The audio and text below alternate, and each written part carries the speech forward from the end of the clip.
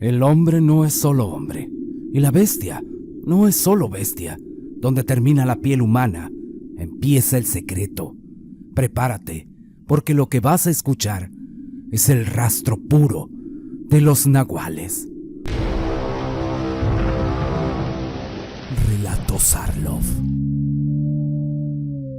Hay una frase que dice: la soledad es la maestra que te enseña lo que fuiste, eres y serás.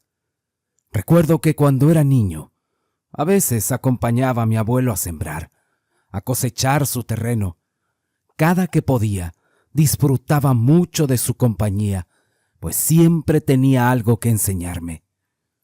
La mayoría de las veces, por medio de historias o vivencias de él o sus vecinos. Era un hombre sabio, y fue gracias a él que descubrí esta terrorífica historia. Recuerdo que uno de esos días sucedió una cosa que a mi corta edad no era capaz de comprender. Fue en mi inocencia, cuando tendría algunos 5 o 6 años. Un amigo y yo jugábamos en un lugar que se le conoce como Las Cruces. Lo extraño fue que esa misma tarde, tanto mi amigo como yo nos enfermamos inexplicablemente. Ambos no parábamos de vomitar, además de arder en una fiebre altísima, cosa que tenía a mi madre muy preocupada. Esta hizo todo lo posible por intentar curarme. Me preparó varios tés y algunos otros remedios que conocía, pero infelizmente ninguno daba resultado. Su preocupación llegó a tal grado que pensó en buscar atención médica, pero en el pueblo no había, por lo que nos trasladamos al pueblo vecino, en donde había un pequeño centro de salud comunitario. El doctor me examinó y no halló la causa de mi enfermedad. Lo único que le dijo a mi madre es que quizás me había intoxicado al ingerir algún alimento en mal estado. Pero mi madre no quedó conforme con la explicación del médico, así que se fue de regreso. Fue a casa de mis abuelos. Mi abuelita preguntó qué había hecho antes de llegar a la casa, que si había comido algo. Yo le dije que lo único que recordaba era que mi amigo Félix y yo habíamos estado jugando cerca de Las Cruces. Mi abuela de inmediato buscó un manojo con ruda y algunas otras hierbas y comenzó a barrerme poco a poco. Lo hizo de una manera muy extraña. Yo comencé a mejorar notoriamente. Yo era muy pequeño para comprender lo que había ocurrido. Además, que no pude haberme sugestionado, pues era solo un niño. Ya después que yo era más grande, iba acompañando a mi abuelo rumbo a su parcela. Y de momento me vino ese recuerdo a la mente. Al caminar cerca de Las Cruces, tímidamente le pregunté a mi abuelo si él sabía por qué se llamaba así ese lugar.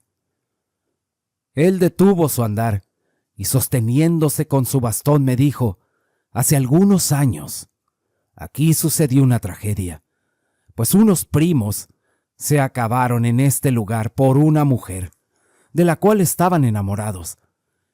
Desde que eran pequeños ambos eran muy competitivos entre sí, aunque nacieran en cunas diferentes, pues uno vivía en la finca, en una casona, mientras el otro creció arriando ganado. Recuerdo que siempre se disputaban el amor de alguna jovencita muy bonita, de esas que venían de familia con dinero. Esto había despertado problemas entre los primos, y más aún, porque la joven siempre prefirió al joven humilde. La tragedia sucedió así. Eran las fiestas patronales de Santa Cecilia, y la gente cuenta que se oían las campanas y los cohetes llamando a misa, pues la procesión con la imagen de Santa Cecilia iba casi llegando a la parroquia. Y ya cerca, a esa parcela, una pareja se encontraban abrazados, muy cariñosos. Era Valentín, uno de los primos Rubalcaba, y la joven muy hermosa. Lo extraño es que era bien sabido entre las personas del pueblo que esa joven estaba comprometida con el primo de Valentín, de nombre Martín.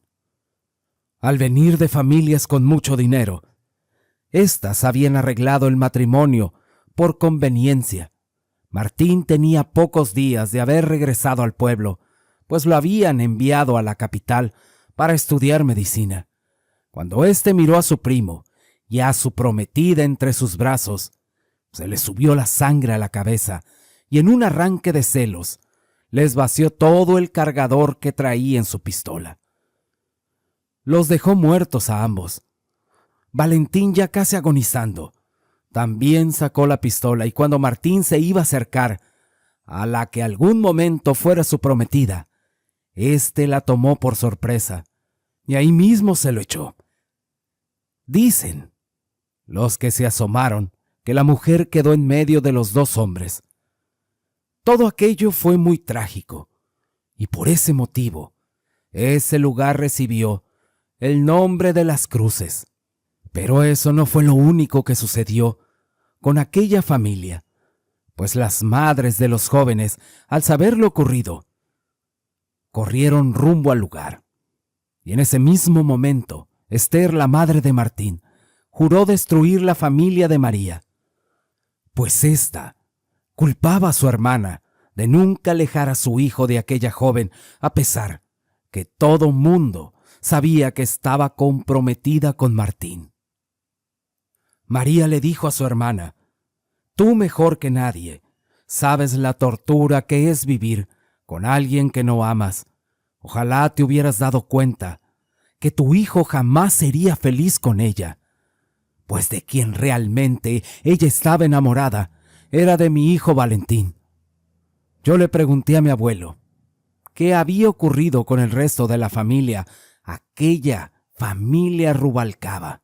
Mi abuelo levantó la mirada, vio hacia el horizonte y me dijo: «Hay veces que tus peores enemigos llevan tu misma sangre».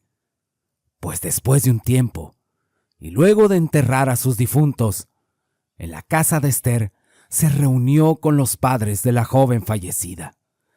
Les dijo que nada de eso hubiera acontecido si el muerto de hambre de su sobrino no se hubiera interpuesto en la relación con su hijo. Todos estaban muy tristes y llenos de consternación, pero a la vez estaban con deseos grandes de vengarse de la familia de Valentín. Esther se dio cuenta de su relación y les dijo que ella se encargaría de vengarse, fuese el precio que fuese, por lo que desde ese día comenzó con su tarea de hostigar a la familia de su hermana.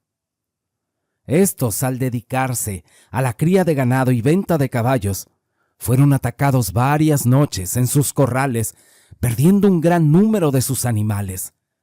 María hablaba con su esposo y decía: estos estaban seguros que quien estaba detrás de todo eso era su hermana Esther, y le decía que dejara las cosas por la paz, que no buscara venganza, que finalmente eran familia, que ya bastante había sido la pérdida de su hijo y que no quería perder a nadie más. Pero Esther deseaba terminar con toda su familia, por lo que una noche envió a algunos hombres que se internaron dentro de la propiedad de su hermana. Cuando el esposo de María Luisa escuchó ruidos, este se levantó alistando su arma, lanzó algunos disparos al aire, pero fue abatido por los hombres de Esther, quienes cobardemente terminaron con su vida. Cuando María se dio cuenta, todo su mundo se le vino abajo. Ahora solo era ella y su pequeña hija. Su hermana había cruzado la línea, aunque ella siempre trató de evitarla. María sufrió el dolor al perder a su compañero de vida, y después de velarlo, llegó el momento de enterrar a su esposo. Todo el pueblo se unió en su dolor, pues desde haber perdido a su hijo en tan corto tiempo, la vida de esta mujer volvía a sufrir un golpe devastador. Pero algo extraño sucedió, pues cuando marchaban rumbo al cementerio, hubo alguien que llegó. Este se acercó a María, y se trataba de Jacinto, el hermano de su esposo. Ella sabía lo unido que siempre habían sido. Cuando ambos se vieron a los ojos, se fundieron en un abrazo y un gran sollozo. Jacinto le preguntó a María que si qué había pasado con su hermano y con su sobrino, que él había llegado en cuanto pudo y que él estaba ahí para apoyarle en cualquier cosa que ella necesitara. Luego de despedir a la gente, ambos conversaron. María Luisa estaba devastada y ya no sabía qué hacer, pues corría el riesgo de perder la vida, y no solo ella, más aún su pequeña hija, que ahora era lo único que ella tenía. Su cuñado se quedó mirando sin decir nada, pero en un momento sus miradas se cruzaron y María Luisa se quebró. Le dijo todo lo que había pasado. Ella le dijo a Jacinto todo lo que su hermana había hecho al culparla de la muerte de su hijo, que ella sabía que su hermana no se detendría con nada hasta terminar con ellas. Jacinto le dijo en aquel momento: no te preocupes, cuñada.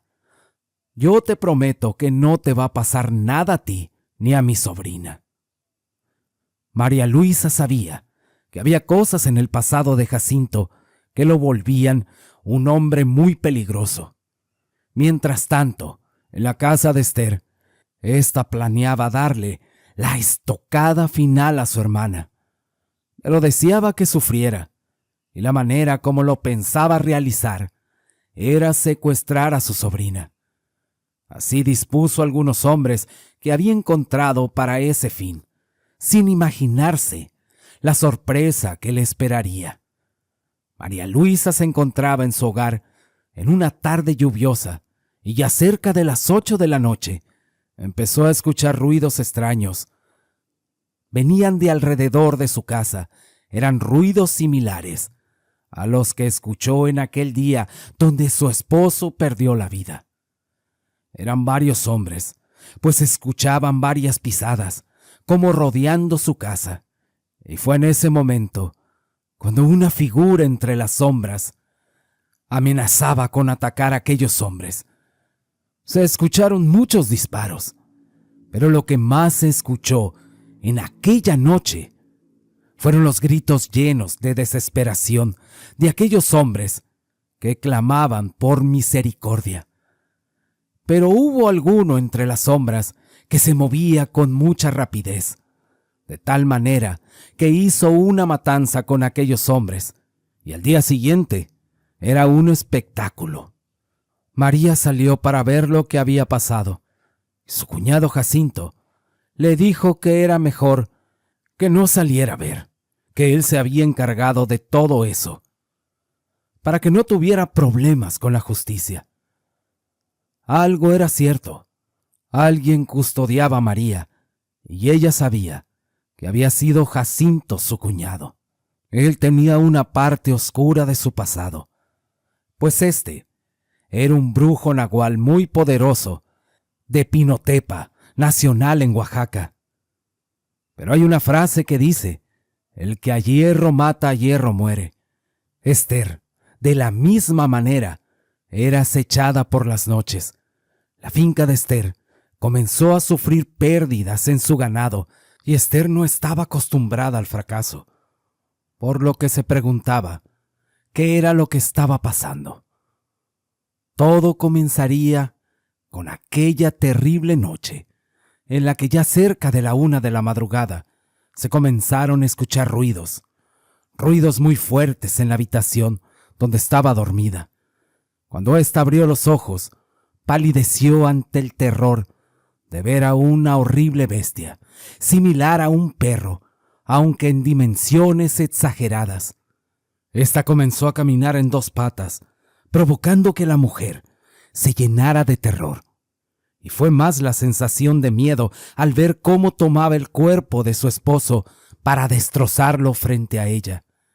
Después la bestia acercó su rostro al de Esther, y tal parecía que la bestia disfrutaba al infundir el miedo en aquella mujer, que tuvo la suerte de vivir para contarlo.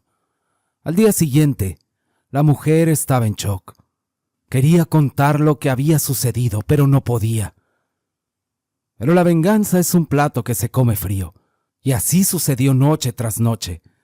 Aquella bestia entraba a la finca de Esther, quien intentaba a toda costa terminar con aquello que la acechaba. Ella intentó buscar a alguien que pudiera terminar con aquella bestia nahual, pero era inútil, pues nadie estaba dispuesto a arriesgar su vida, y menos por una persona como Esther, quien estaba acostumbrada a utilizar a las personas para su beneficio.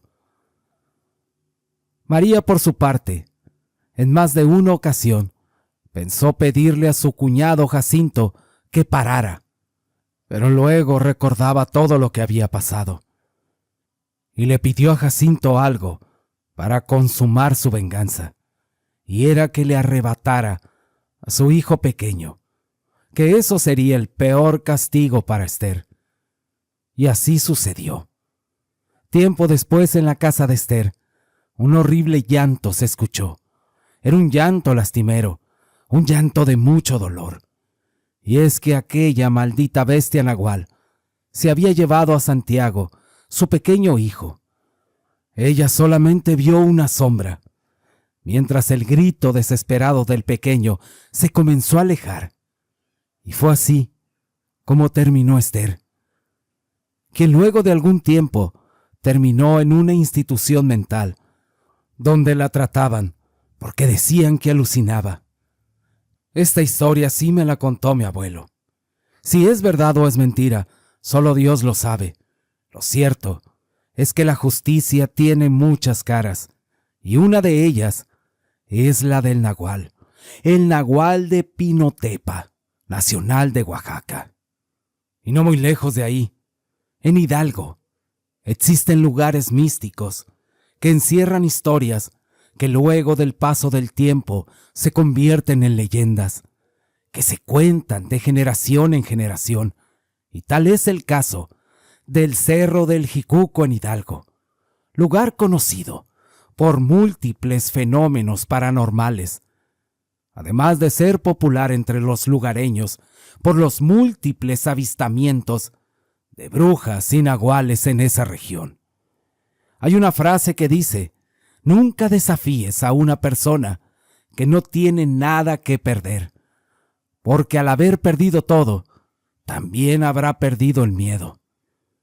Don José vivía en una pequeña comunidad ubicada cerca de Tezontepec, a las faldas del Cerro del Jicuco en Hidalgo. Él era un hombre de carácter, duro y muchas veces difícil de tratar. Este vivía en su humilde hogar, en compañía de su esposa y su hija.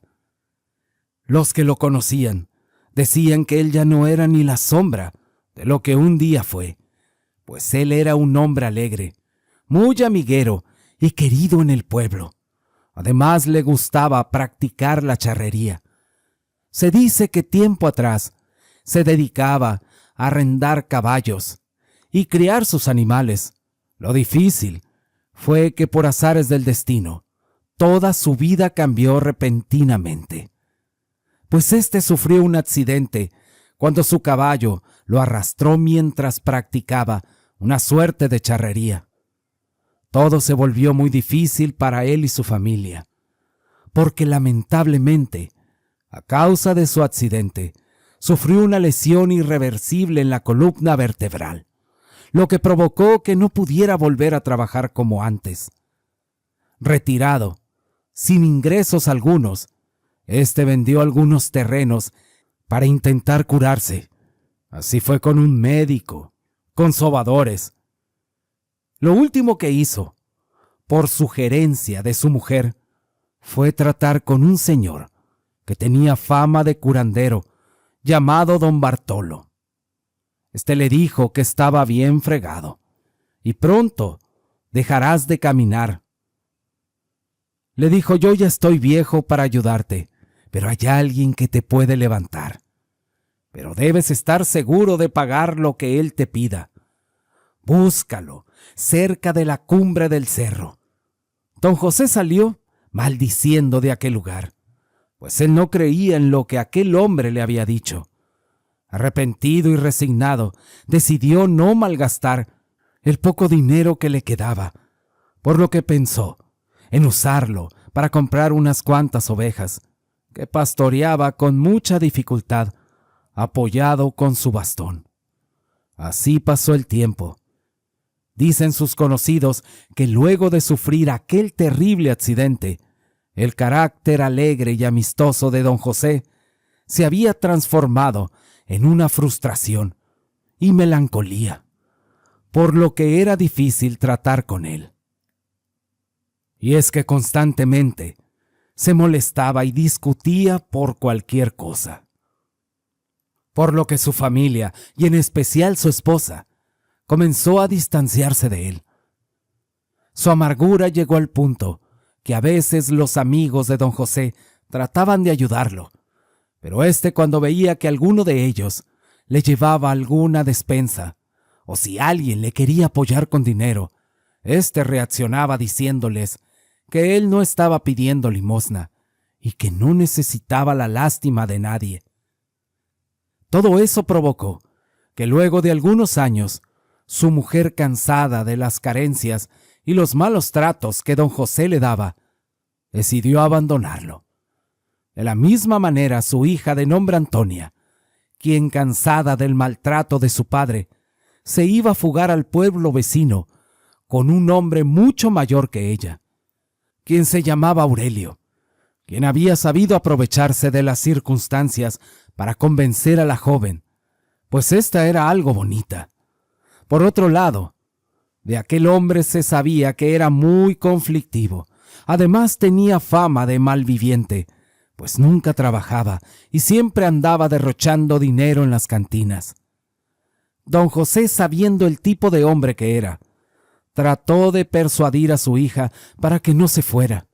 De hecho, el día que ésta se marchó, tuvo una fuerte discusión con aquel hombre, quien le dijo a don José: «Tu hija ya tomó su decisión, así que por tu bien no te metas, viejo». Don José trató de interponerse, empujando al hombre, golpeándolo con su bastón, y de no ser por la intervención de su hija, aquel hombre habría golpeado a don José. Así se marchó, mientras lo amenazaba diciéndole: «Maldito viejo, esto lo vas a pagar caro, ya lo verás». Pero la joven estaba decidida, pues no quería tener trato con su padre. Así se marchó del hogar de don José. Pero sin duda lo más preocupante es que conforme pasaba el tiempo, la condición de se ponía peor. Y ahora, ya solo, sin familia, las cosas se habían puesto mucho peor. Pero su orgullo y su soberbia eran más fuertes que su soledad. Aunque no todo era malo en la vida de don José, pues algo bueno sucedía dentro de todas esas calamidades, y es que pudo ver con su rebaño un crecimiento. Se multiplicaban poco a poco, y un día, mientras pastoreaba su rebaño, se encontró con lo que parecía un pequeño perro abandonado.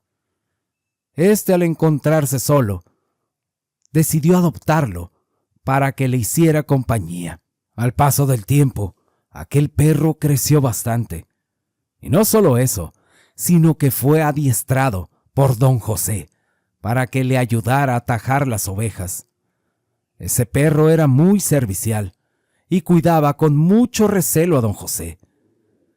Algunos recuerdan que por aquellos años, don José vendía sus ovejas a un señor que venía a recogerlas desde Actopán, lugar famoso por tener la mejor barbacoa.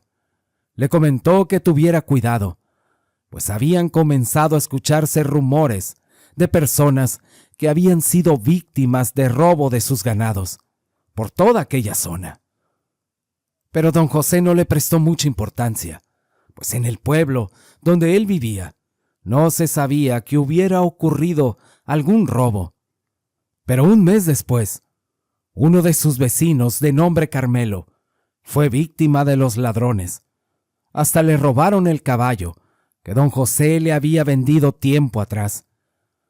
Por lo que don José, con sus pocos ahorros que había conseguido por la venta de sus ovejas, logró adquirir y hacerse de un arma. Tal parecía que las precauciones eran un presagio de lo que iba a pasar pocos días después con el rebaño de don José. Pues una noche, aquel hombre estaba tomando su café.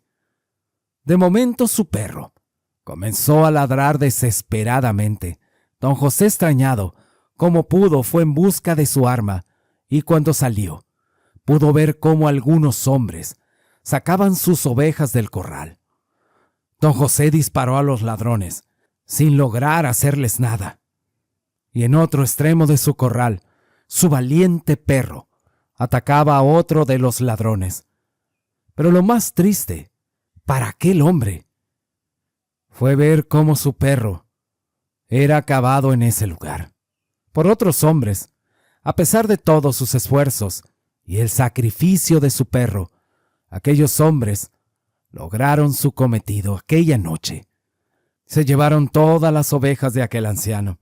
Al día siguiente, don José despertó con el cadáver de su perro entre sus brazos, llorando y lleno de rabia. Le habían robado lo único que tenía. Pero no solo eso, sino que había perdido a su única compañía, su amigo más fiel, su querido perro, quien yacía con muchas perforaciones en su cuerpo a causa de las balas que había recibido. En ese punto don José parecía perder la razón.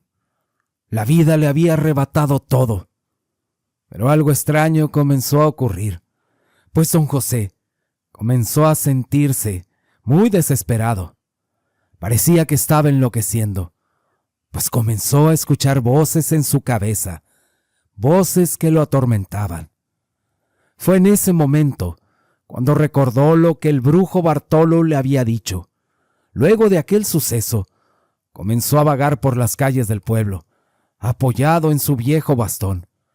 Muchas veces lo encontraban hablando cosas sin sentido.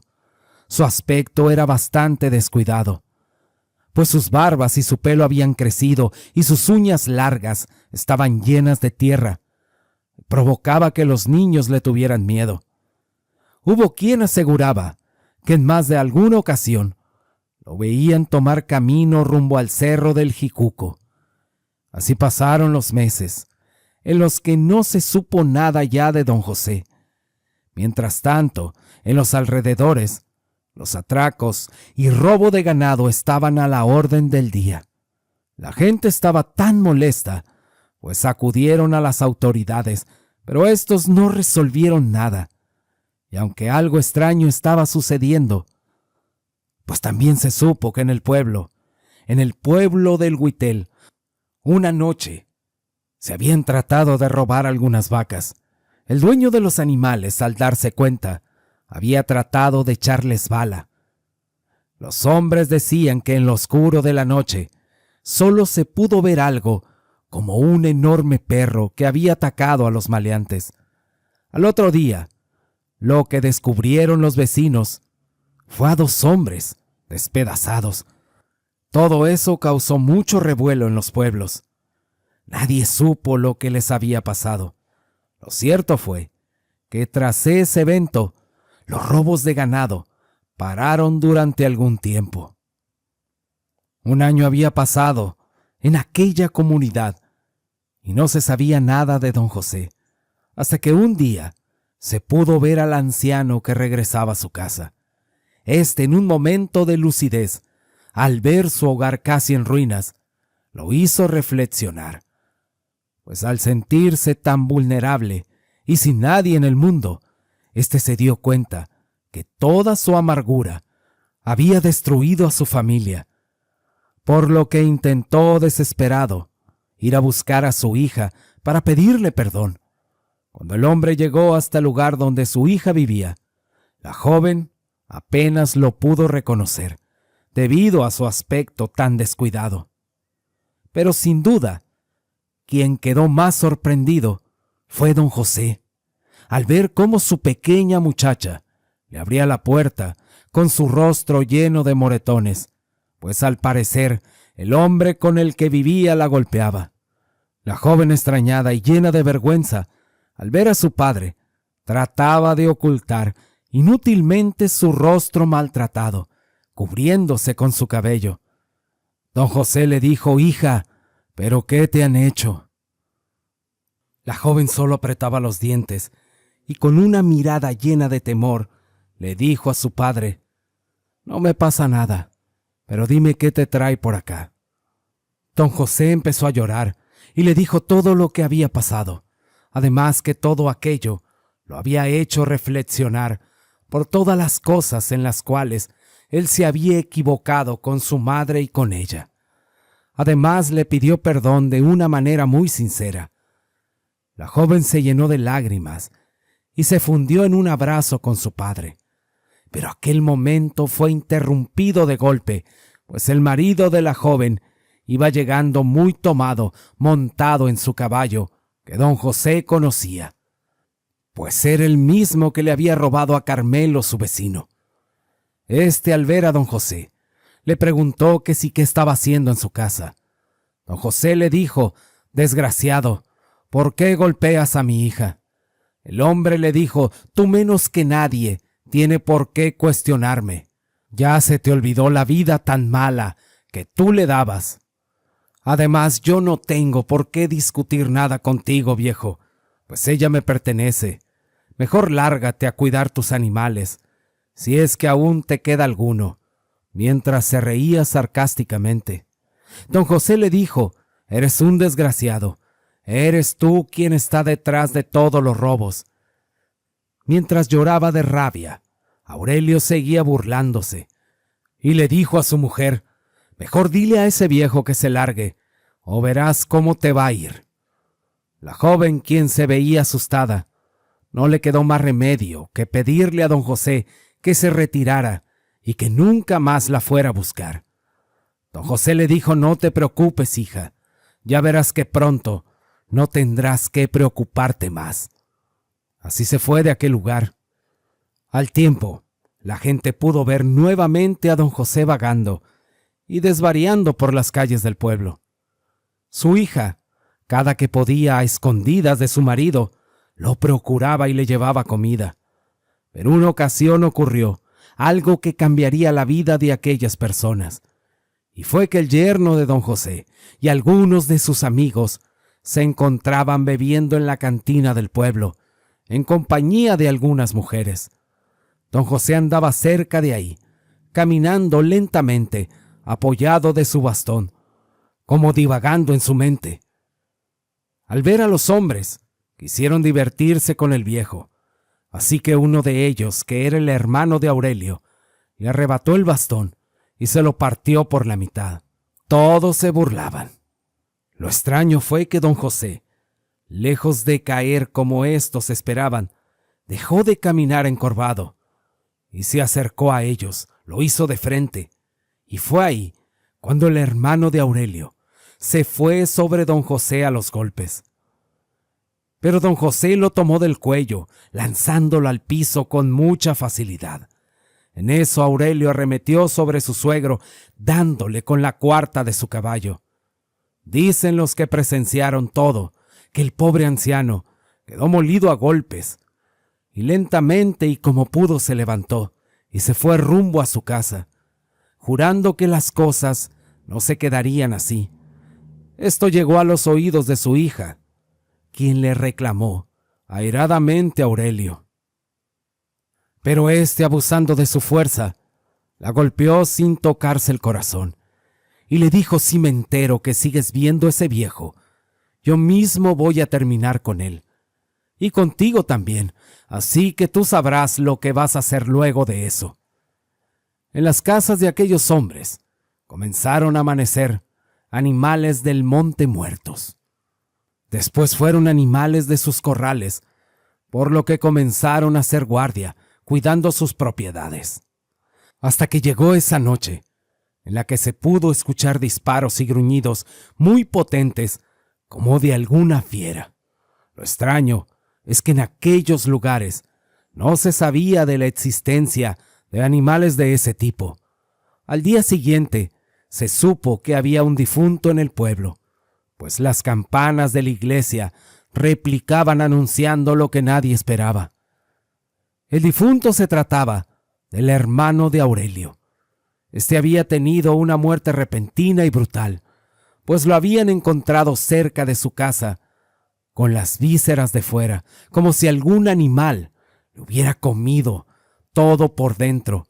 Pero lo más horrible, sin duda alguna, era la marca de expresión de terror que había en su mirada. Todo eso alarmó a toda la comunidad, que no sabía a lo que se enfrentaba. Algunos de los más ancianos decían que quizás algo siniestro había descendido del cerro del Jicuco, pues se contaba entre la gente que tenía muchos años que había ocurrido algo similar, pero que nada era comparado con la ferocidad de la bestia que había acabado con la vida de aquellos hombres. Esos días Aurelio bebía demasiado, pues la tristeza lo tenía muy mal, ya que era muy unido con su hermano. Así que en compañía de sus amigos decidieron cazar y exterminar aquello que había terminado con la vida de su hermano. Así pasaron algunas noches en las que los hombres montaban guardia alrededor de sus hogares, pero inexplicablemente no conseguían ver nada. Lo único cierto, que al día siguiente volvían a encontrar sus animales muertos. Era como si algo maligno acechara a los alrededores. Así continuaron noche tras noche, hasta que nuevamente una de las casas de aquellos hombres fue atacada. Pero en esa ocasión, el hombre como pudo disparó a una criatura parecida a un perro, pero de tamaño más grande.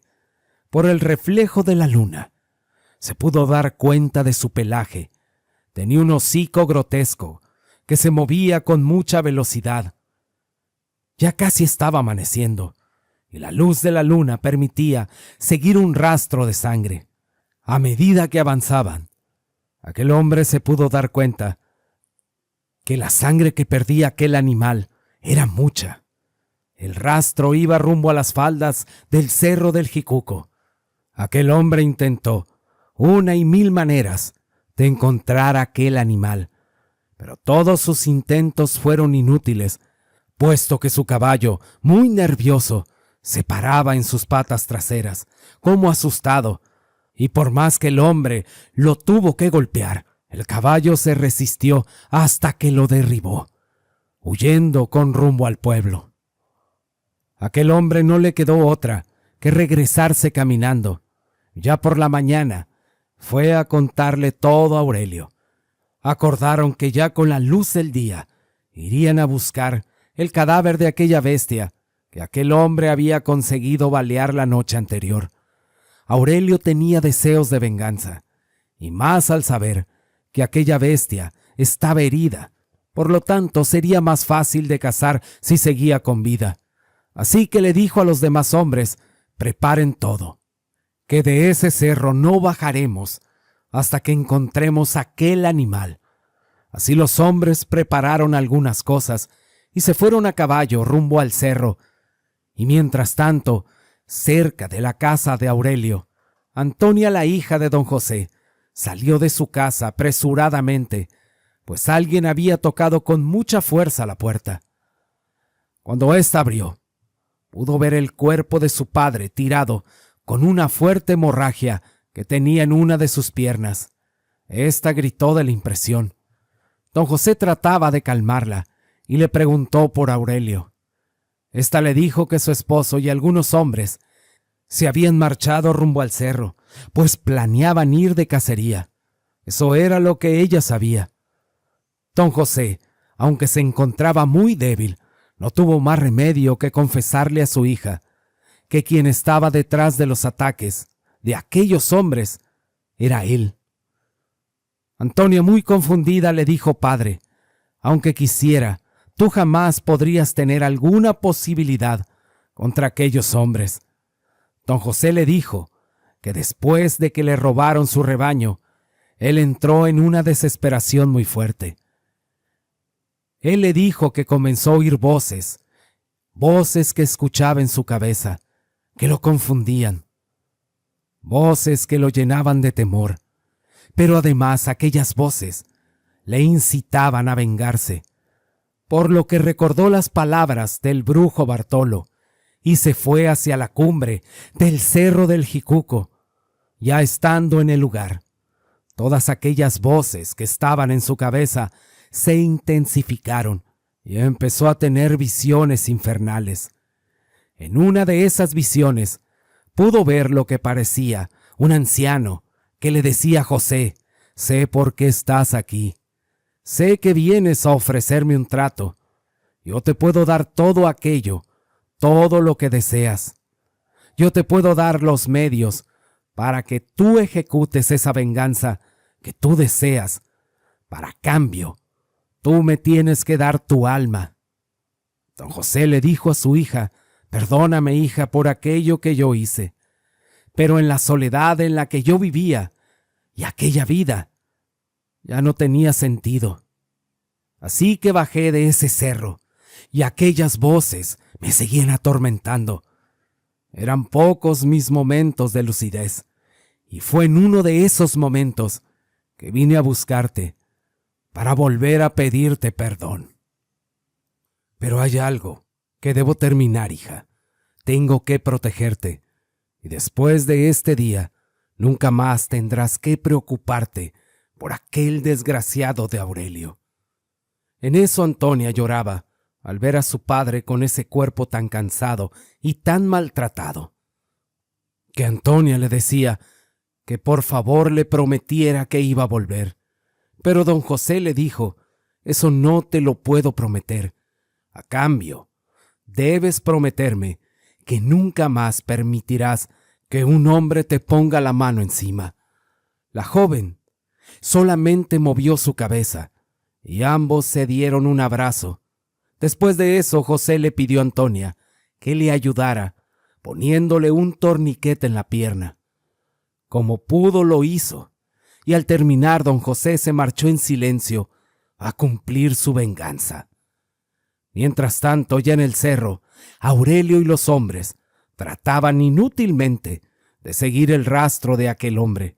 Los caballos estaban cansados, por lo que decidieron descansar un momento y hacer una fogata, pues la noche ya estaba cerca, y todos aquellos hombres estaban fuertemente armados, pero lo que no sabían es que estaban siendo acechados.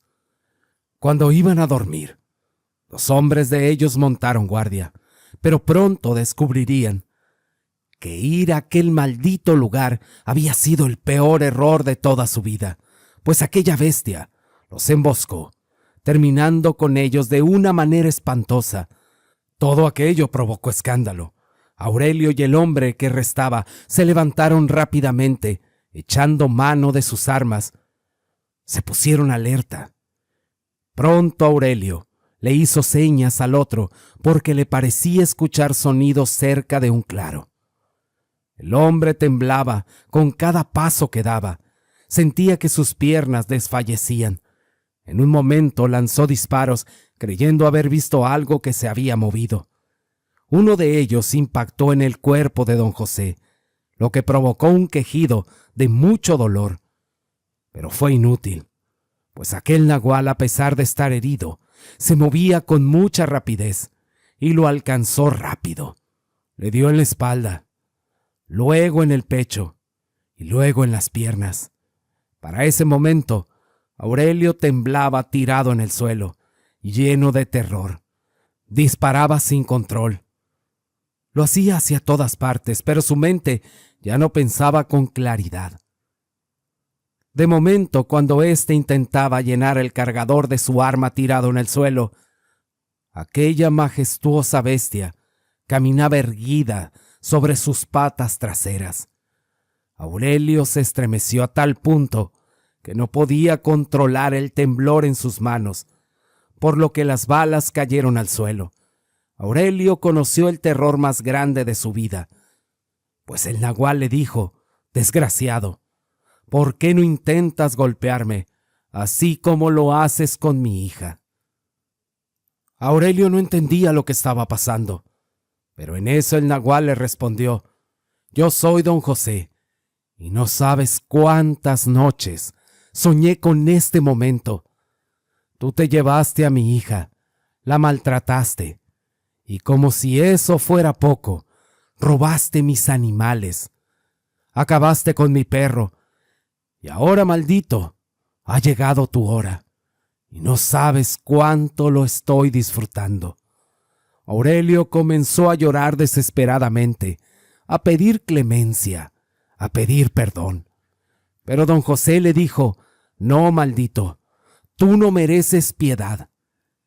Y en ese momento, aquel nagual se abalanzó sobre aquel hombre, clavando su garra para terminar con él. Don José disfrutó la cara de sufrimiento que tenía Aurelio. Cuando la gente encontró el cuerpo de Aurelio, ahí lo dejaron tirado. Tenía una cara de horror, que la piel se le ponía chinita a cualquiera. De don José no se supo más. Por su parte, Antonia, cada día de muertos, lleva flores a una tumba sin nombre, en la que muchos dicen descansan los restos de don José, el nagual del Cerro del Jicuco. Y allá por el noroeste del país, hay cosas que vuelven especial a ciertos pueblos. Y es precisamente en uno de esos pueblos donde se desarrollaron los eventos que intentaré narrar a continuación. Debo comentar que yo siempre fui una persona escéptica referente a los fenómenos paranormales de criaturas, como las brujas y los naguales. De hecho, siempre pensé que solo se trataban de mitos o de ancianos, que lo hacían para causar miedo y temor cuando éramos niños. Pero lo que viví en aquel lugar cambiaría para siempre mi forma de ver todo esto, despertando a una realidad oculta para la mayoría de los seres humanos. Así que esto fue lo que me sucedió cuando prestaba mis servicios como médico rural en una pequeña comunidad del estado de Sonora, cerca de Empalme. Mi nombre es Juan Carlos, y esta es mi historia. Luego de terminar la carrera de medicina, mi padre, que también era médico, me ofreció ayudarme a tener mi propio consultorio, pero me dijo que debía empezar desde abajo. Al tener amistades con otros colegas que trabajaban para el gobierno, me recomendaron, y así fui como llegué a una pequeña comunidad en la que la mayoría de sus habitantes eran de origen yaqui. Estas personas eran muy celosas con sus tradiciones, con su vestimenta, con sus comidas, pero sin duda alguna, algo que resaltaba era cómo estos trataban sus problemas de salud. Pues según me informaron, en cada comunidad yaqui siempre había curanderos, comadronas y parteras. Estas prestaban sus servicios con mucho recelo. Yo siempre intentaba acercarme a la gente, pues era parte de mi personalidad, ya que crecí en un lugar donde siempre me inculcaron tratar con educación a todas las personas y preocuparme por sus necesidades. Fue así como uno de esos días llegué a instalarme en un humilde hogar de una familia muy hospitalaria. Recuerdo bien que por aquella época las temperaturas eran muy elevadas y esa casa, por sus materiales de construcción, era muy fresca, pues estaba construida de carrizo y con un techo de enramada. Otra de las cosas que me llamó mucho la atención era cómo las personas se referían a mí como Yori. Al paso de los días pude comprender que me llamaban así, pues es el término que ellos le daban a las personas de piel blanca. Debo reconocer que mi adaptación a aquel lugar no fue cosa sencilla, pues la comunidad era difícil. Además que era complicado hallar víveres y suministros médicos que ocupaban ese improvisado centro de salud, donde recibía mis escasos pacientes. Pero sin duda, lo que casi me hacía desistir eran las pocas personas que me permitían acercarme para conversar. Entre ellos la familia que me abrió las puertas de su hogar, quienes tenían un niño que era muy amable y respetuoso, además de ser muy disciplinado, pues según me pude enterar que en un futuro él tendría el honor de representar la tan conocida danza del venado. Quizás para la mayoría de nosotros, quienes ignoramos sus costumbres, no significa gran cosa, pero algo que pude ver fue que ellos tomaban todo con mucha seriedad, pues llegaban al extremo de cuidar la alimentación. Recuerdo bien que siempre me sentaba por las tardes a observar todo lo que hacía aquel muchacho, pues la gente se mostraba reunente a que yo los atendiera. Como ellos siempre decían que su medicina era más efectiva y natural, por lo que mi jornada casi siempre terminaba muy temprano, a excepción de algunas ocasiones en las que me tocaba atender a uno que otro habitante de esa comunidad. Así que en una de esas tardes, mientras miraba al joven sentado debajo de la sombra de un gran árbol, un hombre anciano se acercó a mí. Me preguntó si alguna vez había presenciado la danza del venado. Simplemente respondí de manera negativa, moviendo mi cabeza. El hombre quizás era del pueblo de aquel joven. Este lanzó un suspiro y me dijo: «Hay muchas cosas que el hombre blanco desconoce. A ustedes siempre los deslumbran con cualquier cosa y no se dan cuenta que la mayor riqueza se encuentra aquí». Mientras tocaba su pecho, después tomó un puño de tierra y dijo: «Aquí también está. Nosotros hemos sabido defender por muchos años nuestra tierra, muchacho. Te voy a contar que desde que yo era niño, mis padres y mis antepasados me contaban la lucha constante que nuestro pueblo ha sabido librar a lo largo de toda la historia para defender nuestra tierra, que es nuestro único legado. Pues desde que llegaron los mentados españoles, después, luego batallando con los mayos y luego con el gobierno, que trató de exterminarnos, nuestra vida no ha sido fácil. Pero hay algo que no nos ha permitido rendirnos, y eso es el espíritu de nuestra tierra, que siempre nos ha traído de vuelta. ¿Sabes, muchacho?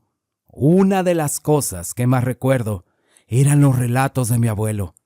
Él me contaba cuando yo era pequeño que hace muchos años el gobierno los había exiliado, pues los había vendido como esclavos a las haciendas. Dicen que por allá, por el sur, cerca de Yucatán.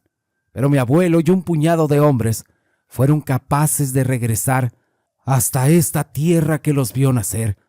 Se dice que un gran coyote nos guió hasta nuestro hogar, siempre protegiéndonos. Él me decía que su mayor anhelo era terminar sus días en este lugar. Aquí nos hacen falta muchas cosas, pero somos ricos porque tenemos más de lo que merecemos. Cuando yo escuchaba las palabras de aquel hombre, no pude evitar sentir una gran admiración y respeto por toda su gente. Pero no solo eso, pues de alguna manera me sentía avergonzado, pues yo me quejaba mucho por aquello que me hacía falta, por lo que agradecía a aquel anciano ese tiempo que había compartido conmigo.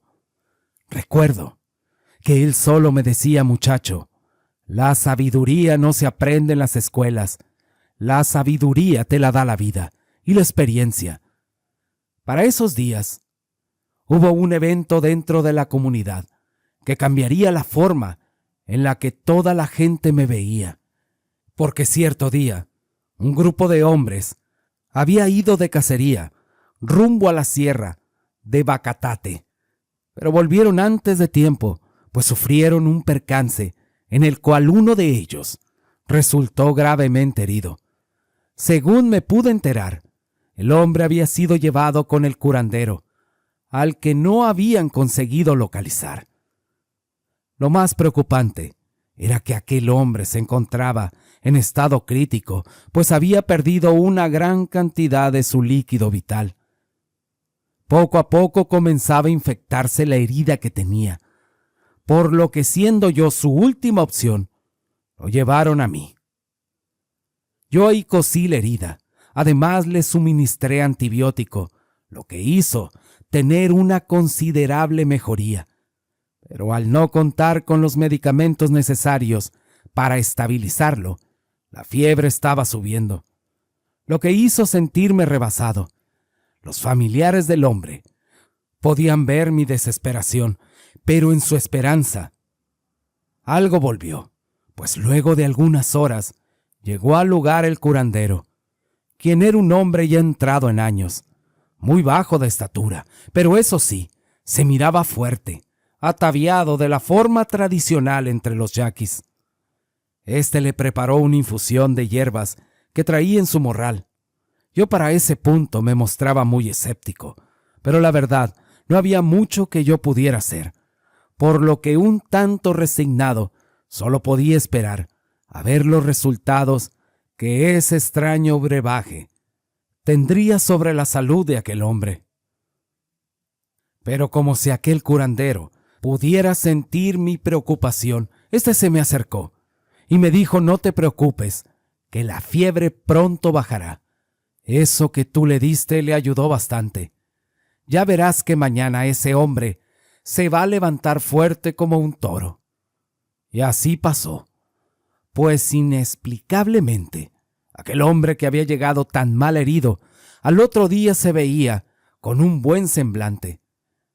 Esas palabras del curandero frente a la gente me valió ganarme el respeto de toda la comunidad, quien ya no me veía como alguien extraño, sino que todos ellos comenzaron a cambiar su actitud conmigo, incluso recibiendo muchos de ellos.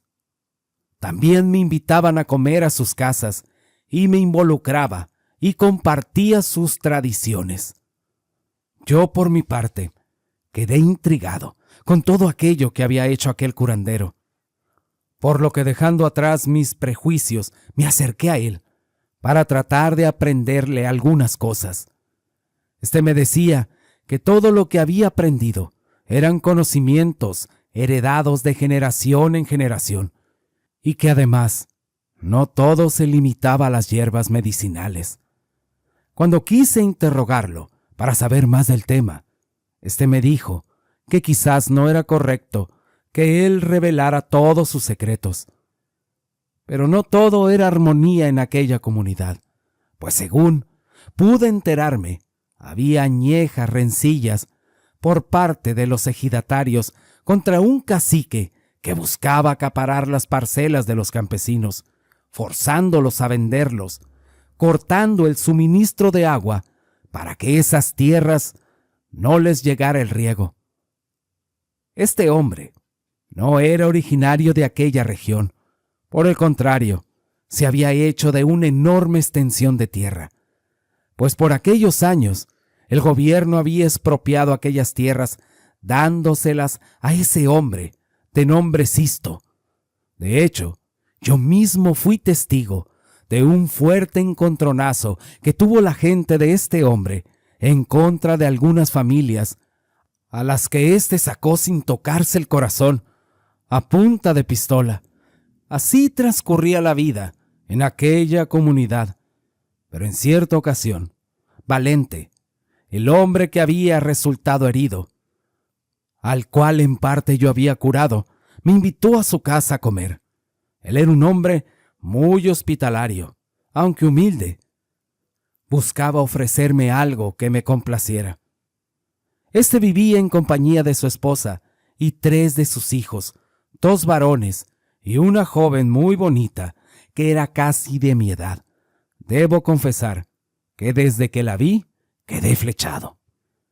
Pero esos hermosos ojos negros que acentuaban ese bello rostro con rasgos indígenas, la joven era verdaderamente hermosa, con un cabello de color negro intenso que le llegaba hasta la cintura. Así que desde que nos vimos, nuestras miradas se cruzaron y quedamos cautivados el uno del otro.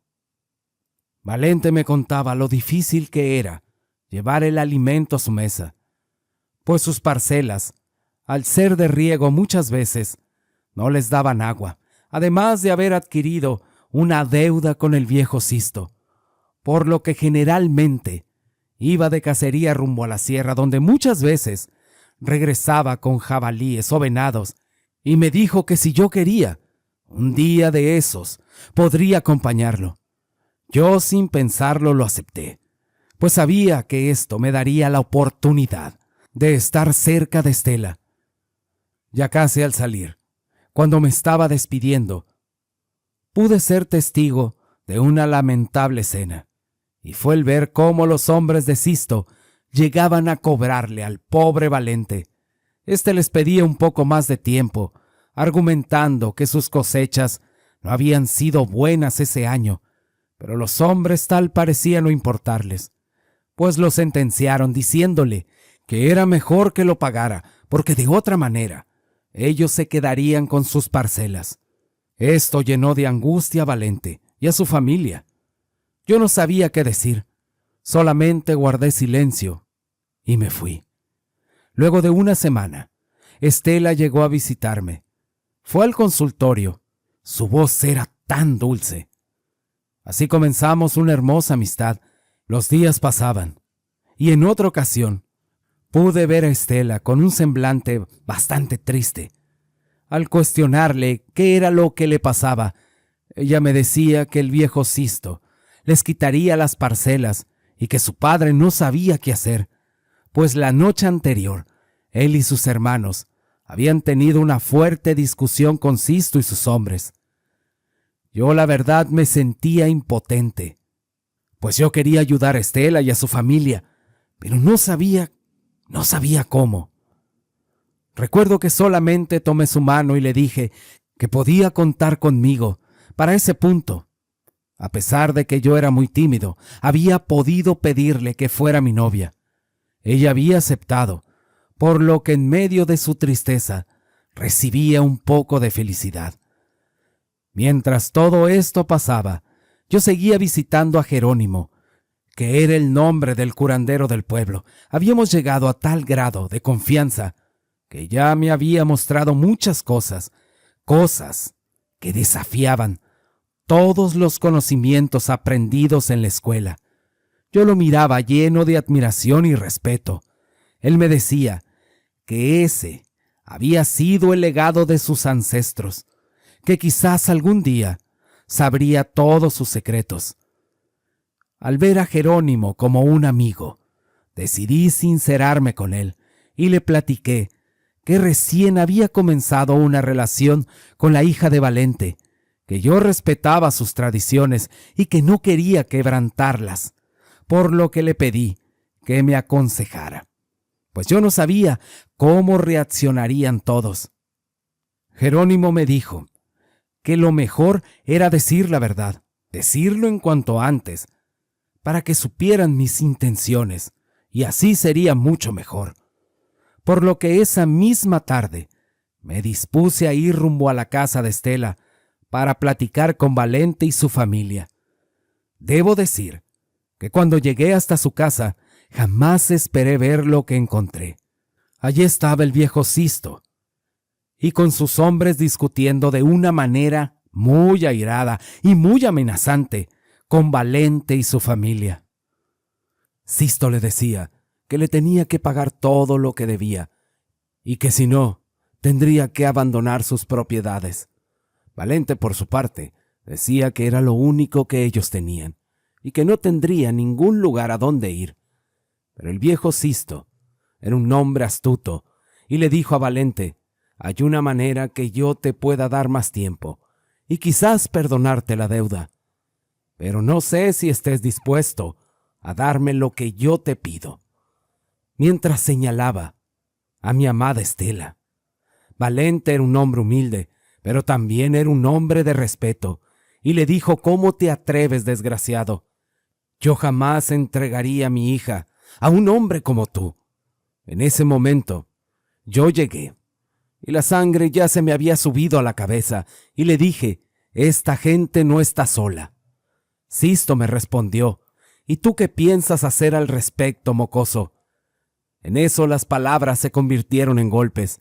Después de los golpes pude escuchar algunas detonaciones y un dolor indescriptible, pues una de esas balas había impactado cerca de mi hombro izquierdo.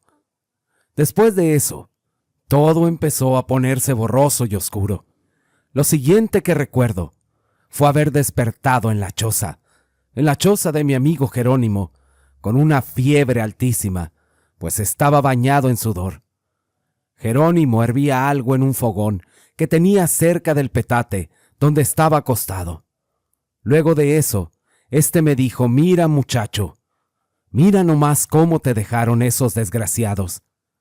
Pero a mí poco me importaba mi agravado estado de salud, pues lo primero que hice fue preguntar por mi Estela y su familia.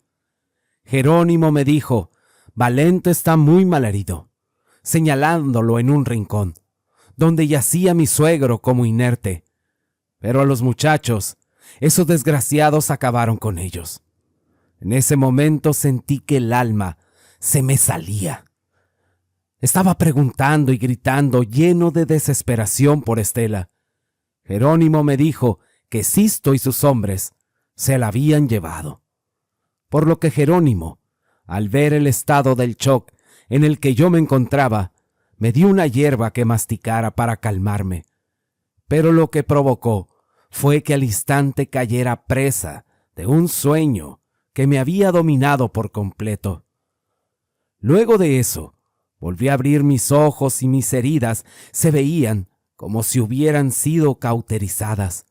Me sentía muy débil, tenía hambre y también sed, por lo que al intentar pararme, caí de golpe. Era como si fuera parte de un sueño. Recordaba lo que Jerónimo me dijo cuando había despertado. Así que como pude, busqué el cuerpo de Valente para saber si aún se encontraba en aquel lugar. A como pude salí, solo para darme cuenta que Valente estaba sentado afuera, bajo un gran árbol. Cuando lo vi le pregunté por lo que había ocurrido. Él me dijo que los hombres habían terminado con sus hijos, pero que además se habían llevado a su hija Estela con ellos. En ese momento, y a pesar de las circunstancias, decidí sincerarme con Valente respecto a su hija. Él solo se rió y me dijo, muchacho, ¿tú crees que yo no me había dado cuenta? Los viejos sabemos muchas cosas que ustedes los jóvenes tratan de ocultarnos, pero ahora lo importante es recuperarla, sana y salva. Por lo que me preguntó si quería acompañarlo para intentar rescatar a Estela. Yo sin pensarlo acepté, y nos encaminamos rumbo a la casa de Valente. Cuando llegamos el lugar estaba abandonado. No volvimos a ver a la esposa de Valente, lo que aumentó nuestra preocupación, por lo que éste decidió ir a casa de uno de sus hermanos para conseguir algo para buscar a ese desgraciado de Sisto. Así lo hicimos, pero además de que nos dieron algo para defendernos, Carmelo, el hermano de Valente, también se unió a nosotros para intentar rescatar a Estela, por lo que nos fuimos a ese lugar donde Sisto vivía. Íbamos de una manera muy silenciosa para no llamar la atención. El sol ya se estaba ocultando, y en medio de esos sonidos nocturnos, íbamos todos en sigilo para no llamar la atención. Al llegar recuerdo que brincamos una barda que daba acceso a la casa, pero pronto fuimos sorprendidos por dos hombres que nos amagaron por la espalda. Al darse cuenta de nuestra presencia, Sisto salió a recibirnos y nos dijo que a él nadie lo amenazaba en su propia casa. Yo te dije que de alguna manera tendría que pagarme, y ahora ves, si tan solo te hubieras ido, nada de esto habría ocurrido. Pero ahora tú mismo verás a tus hijos en el infierno, maldito indio mugroso. Dicho esto, los hombres de Sisto nos amenazaban. Para ese momento sentía que aquello sería el final.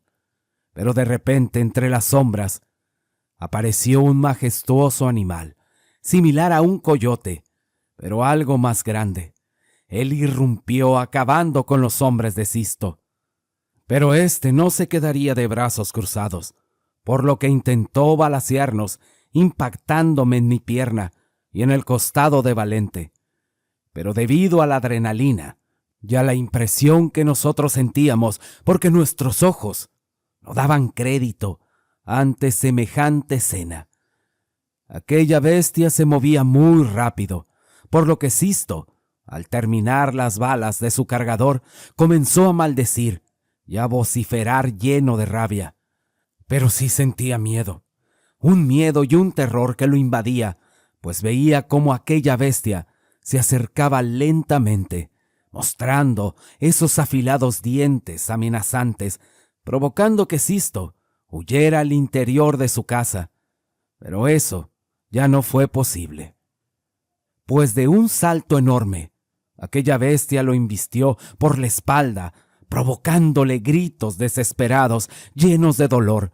Luego de que aquella bestia terminara con él, ésta se fue hacia nosotros, caminando en 2 patas.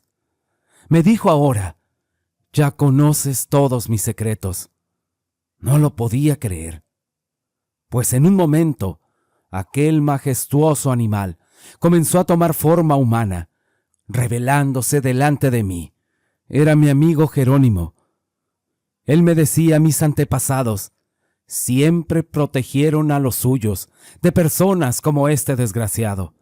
Ahora busquen a Estela y váyanse de este lugar, porque en un momento le voy a prender fuego. Así sucedió aquella noche en la que nadie se enteró de los eventos que se suscitaron en aquel rancho. Lo cierto fue que la paz volvió a los habitantes de aquella región, pues aquel quien se las había arrebatado había perecido por las garras de aquel nagual justiciero. Está por demás decir que luego de rescatar a mi amada Estela, con el consentimiento de Valente nos pudimos casar. Algo irónico fue cuando llegué a aquel lugar. Pensé que sería algo pasajero, sin imaginar que mi vida y mi destino se quedarían en aquel lugar, en ese pueblo, que ahora era mi lugar, siempre agradecido a mi amigo Jerónimo, el nagual, protector de los yaquis. Y por allá en Sinaloa, se decía, hay pecados de nuestra familia, y a veces la vida trata de cobrarnos. La historia que te voy a contar sucedió un poco antes de la época de la revolución en el estado de Sinaloa. Dicen que no hay plazo que no se llegue, ni deuda que no se pague. Todo tiene su hora. En una humilde vivienda de un rancho, una mujer lloraba junto con sus hijos mientras su marido gritaba empuñando un arma, y afuera una bestia rugía. Aquella bestia golpeaba la puerta con mucha insistencia. Esta parecía caerse a pesar de estar atrincada. Con todo lo que pudo encontrar aquel hombre, atrancó esa puerta, con tal de salvaguardar a su familia. De repente la bestia se detuvo, y una voz ronca se escuchó entre jadeos. Dijo: «Da la cara, Jacinto. Es hora de arreglar cuentas pendientes. Si no abres, tumbaré la puerta y terminaré con toda tu familia. Todo va a terminar hoy, pues en este mundo uno de los dos está sobrando».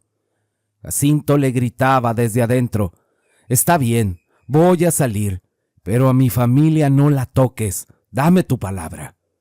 La bestia aceptó, pero le advirtió que su paciencia se estaba agotando. La esposa de Jacinto le decía: «No salgas». Él dijo: «Toma estos centavos», mientras le entregaba un pañuelo con todos sus ahorros. Le dijo: «Quiero que después te vayas lejos, que te vayas con mis hijos», mientras se despedía, dándoles un beso a cada uno de ellos. La bestia estaba furiosa.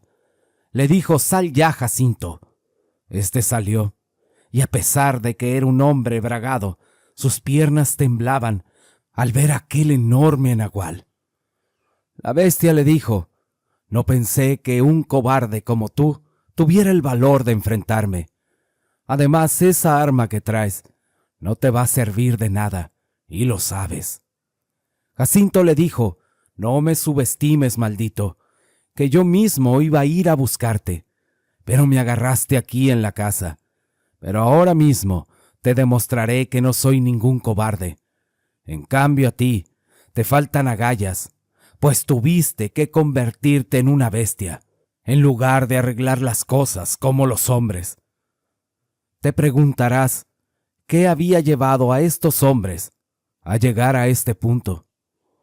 Pues fue lo siguiente, y tendremos que regresar algunos años, cuando Octavio, un cacique que se había adueñado de muchas tierras, prestaba dinero con altos intereses, lo que provocaba que los campesinos, al no poder pagar sus deudas, terminaban perdiendo sus propiedades, siendo despojados de ellas por este cacique, quien era conocido por ser desalmado, con fama de matón, pues siempre andaba armado, y en más de alguna ocasión éste había asesinado sin contemplaciones a quien tratara de enfrentarlo.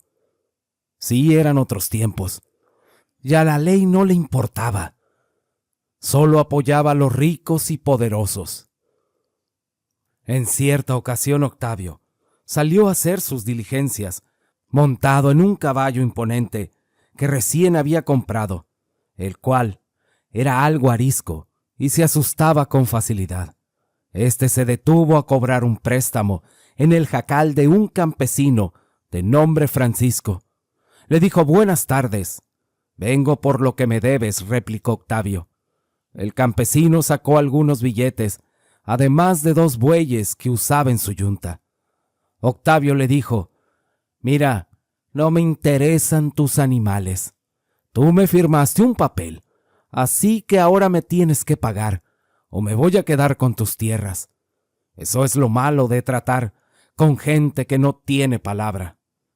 Al escucharlo, a Francisco se le subió la sangre a la cabeza, pues éste no se negaba a pagarle, solo le pedía más tiempo, pues las cosechas no habían sido buenas, pero Octavio tenía la boca muy grande. Así que le dijo: «Si no tienes mi dinero, te me largas, indio ladino». Francisco trataba de convencerlo, pues esas tierras era lo único que él tenía, y no estaba dispuesto a perderlas, además de que el dinero que le debía a Octavio no cubría ni la mitad del costo de todas sus parcelas. Por lo que le respondió con mucha firmeza: «Yo no me voy a ir de aquí, Octavio». Le dijo: «Si no te largas, en este momento, aquí te mueres». Por lo que sacó su pistola, amenazando a Francisco, el cual no estaba armado, solo contaba con su machete. Este le dijo: «Pues apúntale bien, porque si fallas, el que se va a morir va a ser otro». Octavio no lo pensó ni un segundo, por lo que le apuntó con su arma, jaló el gatillo. Pero en ese preciso instante, el caballo se movió, lo que provocó que Octavio fallara. Y por si fuera poco, el caballo se asustó con el disparo, relinchó, se paró en sus patas traseras y tumbó a Octavio. Y en ese instante, Francisco aprovechó para acabar con él, pues éste sabía que si lo dejaba vivo, él no le iba a perdonar la vida. Por tal motivo, éste tuvo que irse para la sierra para evitar ser detenido, inclusive ser fusilado. Allá conoció a algunos indígenas. Estos lo encontraron casi moribundo, pues llevaba días sin comer ni beber agua. Luego que lo ayudaron, le preguntaron que si qué hacía en su territorio. A Francisco no le quedó más que contarles todo lo ocurrido. Al principio, estos se mostraban celosos de que él viviera con ellos, pero poco a poco se fueron acostumbrando a él, por lo que se integró de lleno a su comunidad. Estos, aunque nunca pudieron verlo como uno de los suyos, le enseñaron todo lo que sabían. pero para eso tuvo que pagar el precio, ya que los demás hombres no lo veían con buenos ojos, por lo que a menudo tenían problemas. Todo era complicado, y aún más porque a pesar del tiempo, Francisco sufría por la falta de su familia. Pero él pensaba que quizás era mejor que ellos siguieran caminos separados, pues temía que la familia del finado Octavio los buscara para hacerles daño. Por lo que ya resignado y con su soledad, decidió rehacer su vida con una de las mujeres de la comunidad. Con esta mujer, él tuvo a un niño, al que criaron según las reglas y tradiciones de aquellos hombres, al cual llamaron Jacinto, que es el protagonista de este relato. Este creció ajeno a todo el pasado de su padre Francisco, a quien los años en ese lugar le había otorgado sabiduría, pues éste había aprendido todos los conocimientos de aquel pueblo, mismo que no dudaba en transmitirle a su hijo, que crecía volviéndose un excelente cazador, pues era muy fuerte y rápido, algo que no era normal, ya que se distinguía de todos los demás hombres de su comunidad, por lo que constantemente tenía enfrentamientos, pues los hombres lo desafiaban, ya que era envidiado y atacado. Esto en gran parte se debía porque no tenía las facciones de ellos, pues Jacinto era alto como su padre, además de tener los ojos con rasgos diferentes y un cuerpo muy ejercitado. Los años pasaron y el paso del tiempo inevitablemente se llevó la vida de su padre, dejando un gran vacío en la vida de este joven. Un día Jacinto se acercó al anciano, que era el líder de la comunidad, para platicar con él. Este le decía que se sentía que no encajaba en ese lugar, pues por sus venas corría sangre de un hombre diferente. El anciano, que era un hombre muy respetado, debido a su buen consejo y toda su sabiduría, lo miró a los ojos y le dijo que su mamá era descendiente de un guerrero con habilidades únicas, pues en su interior llevaba la fuerza de la madre tierra, pero que si en su corazón sentía un vacío, quizás sería bueno buscar las raíces de su padre, por lo que le aconsejó irse, pues él pensaba que su pueblo jamás lo aceptaría, pues su padre había sufrido la misma marginación solo por mirarse diferente, y que esto provocaría muchos problemas, pero que nunca se olvidara de sus raíces, ya que en algunas visiones que él había tenido, él era el elegido para otra tarea que en el futuro vendría. A Jacinto no le quedó otra más que abandonar su comunidad.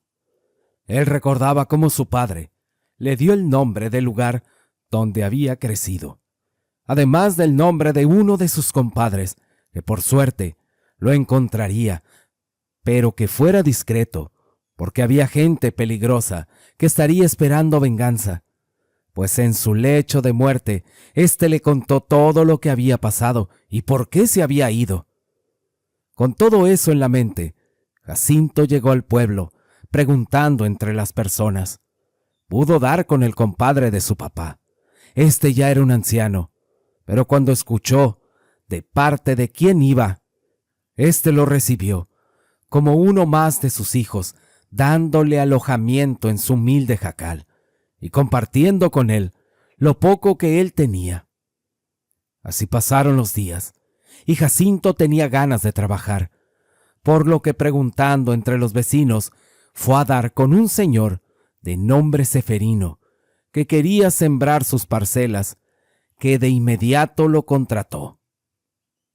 Aquel hombre era muy amable, por lo que pronto se volvieron grandes amigos. Y como en la vida todos tenemos secretos, Ceferino se hizo dueño de medio pueblo. Primero lo intentó a la fuerza, pero ni amenazándolo lo logró. Así que dicen que éste utilizó fuerzas oscuras para intimidar a la gente, porque a eso sí le temían. Con el tiempo, dejó de utilizar las fuerzas, a lograr apoderarse de casi todo. Jacinto trabajó duro y poco a poco, a base de mucho esfuerzo, consiguió hacerse de sus propias tierras, pues el hombre que lo contrató le cedió una buena extensión de terreno a muy buen precio y le dijo que se lo pagara con trabajo. La vida parecía sonreírle a Jacinto. Después de algunos años, él se casó, convirtiéndose en un padre de 2 hermosos niños, que eran la adoración de ese hombre. Pero tal como si se tratara de una especie de maldición, su vida tomaría un giro repentino, pues en una tarde, donde compartía algunos tragos con Ceferino, comenzaron a platicar de dónde venía. Este le comentó su origen, que era indígena por parte de su madre, pero sin duda el mayor error que cometió fue confesarle a aquel hombre quién era su padre. Y cuando Ceferino escuchó el nombre de Francisco, el rostro de éste se transformó por completo. Pero no le dijo nada, solo se despidió y procedió a retirarse. Ya semanas después, en las propiedades de Jacinto, pudo verse cómo casi toda la cosecha comenzaba a perderse. Pero eso no era lo único que acontecía, pues una noche, mientras sus perros ladraban, pudo escuchar en el corral de sus animales algo como si los atacara. Él tomó su arma y fue a ver qué estaba pasando. Aquella noche solo pudo distinguir las siluetas de un animal enorme que se encontraba devorando a uno de sus bueyes. Este trató de dispararle, pero de nada sirvió, pues aquel enorme animal escapó. Esto tenía muy preocupado a Jacinto, pues el buey que había matado, esa criatura era una de las que utilizaba para arar la tierra. Lo utilizaba con la yunta, por lo que fue a investigar con los demás vecinos si alguien había visto algo, pero nadie le daba razón, hasta que un anciano le dijo que tenía muchos años que aquella bestia no aparecía, que la última vez había hecho mucho mal entre la comunidad y que todos sospechaban que se trataba de un nahual. Cuando escuchó todo eso, él se llenó de preocupación, pues sabía el peligro al que se estaba enfrentando. Decidió ir a buscar consejo con sus amigos, con los que había vivido, por lo que emprendió su viaje con la esperanza de que éstos le pudieran ayudar, sin imaginar que su pueblo le daría la espalda, pues no querían saber de él. Así que no tuvo más remedio que regresar y hacerle frente a todo ese mal. Los días siguientes, Jacinto tuvo sueños recurrentes, donde una voz le decía: «Tienes que cumplir tu destino». Jacinto solo recordaba lo que era, pero éste no lograba comprender a qué se refería. ¿Qué eran aquellas palabras? Cada día que pasaba, el acecho de aquella bestia se hacía más evidente. La gente se mantenía temerosa. En sus hogares estaban con el temor de ser atacados. Jacinto trató de pedir la ayuda de su amigo Ceferino, sin imaginar que descubriría un oscuro secreto de la forma menos esperada, pues cuando Jacinto llegó a la casa de Ceferino, éste pudo escuchar ruidos muy fuertes. Venían del interior. Así que, como buen cazador, éste se ocultó para ver de qué se trataba, y luego de algunos minutos, con horror pudo mirar cómo de la casa de Ceferino salía un horrible ser, de aspecto felino, pero con rasgos humanos, con garras extremadamente largas, y que salió corriendo a toda velocidad en dirección de su casa. Cuando Jacinto miró todo eso, pudo comprender que aquel hombre que decía ser su amigo era quien había estado haciendo daño a sus cosechas y acechando en la comunidad, por lo que rápidamente salió a todo galope para tratar de detener a aquella bestia. Al llegar a su casa, pudo notar cerca de unos árboles un bulto enorme. Él no llevaba su arma y quiso atacarlo con su machete, pero aquella bestia era extremadamente fuerte y rápida, y sin dificultad derribó el caballo, provocando la fuerte caída de Jacinto. Y cuando éste ya estaba a punto de rematarlo, se escucharon algunos disparos que hicieron retroceder a aquel horrible ser. Esa noche Jacinto tuvo suerte, pero sabía que pronto se acercaba un fatal desenlace.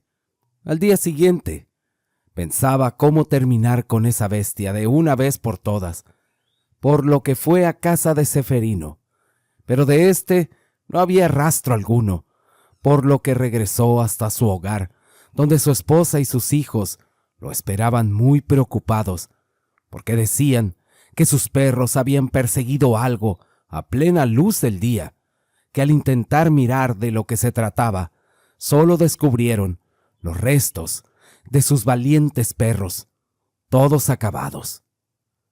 Pero sería aquella noche donde se daría aquel terrible desenlace, pues luego que el nagual tratara de entrar a la casa de Jacinto, ahora estaban frente a frente. Jacinto le gritaba a la bestia, porque se había ensañado con su familia, por lo que aquella bestia le decía que había una deuda que jamás había sido saldada. Y fue que él contó cómo su padre había fallecido en manos de un muerto de hambre de nombre Francisco. Así Jacinto, tu padre, mató al mío, y ahora tú pagarás con tu propia vida sus pecados. Pero eso no es lo único, pues después de que termine contigo, tu mujer y tus mocosos van a correr con la misma suerte. Sabía que no tenía oportunidad contra aquella bestia, pero al escuchar lo que éste haría con su familia, se armó de valor, tomó su machete y trató de hacerle daño a aquella descomunal criatura. Pero aquel animal lo atacó sin piedad, causándole heridas en todo el cuerpo. Ya todo parecía perdido, pues aquel ser caminaba lentamente para rematarlo, mientras le decía lo mucho que haría sufrir a su familia. Pero en ese momento algo ocurrió. Una furia se apoderó de Jacinto, quien parecía haber perdido el conocimiento, y acto seguido su cuerpo se estremecía. Le tiró un zarpazo y con la mano desnuda lo detuvo. Los dos quedaron cara a cara ante la mirada de Ceferino, quien con horror veía cómo el herido cuerpo de Jacinto se transformaba en una bestia similar a un lobo que se veía imponente. Este le rugió en su cara. Ceferino solo maldecía sin poder comprender lo que pasaba delante de sus ojos, mientras que Jacinto embistió a toda velocidad a la otra bestia, enfrascándose en un duelo en el que, a pesar de sus heridas, Jacinto sacaba la mejor parte, pues poco a poco los golpes eran más poderosos. Ceferino parecía cansado y estaba herido. Ahí lo levantaron del cuello. Después lo tomó por su cabeza y su hocico reventó el cuello de aquel nagual. Así todo terminó. Jacinto, un tanto aturdido, miraba sin comprender lo que había ocurrido, pues a un lado se hallaba el cuerpo inerte de Ceferino. Luego de aquella batalla, la vida de Jacinto cambió para siempre, pues pudo entender por primera vez quién era y cuál había sido su misión desde el principio, y era la de terminar con el mal que había acechado en aquel pequeño pueblo de la Sierra de Sinaloa. Para muchos, todo esto parecía una simple historia.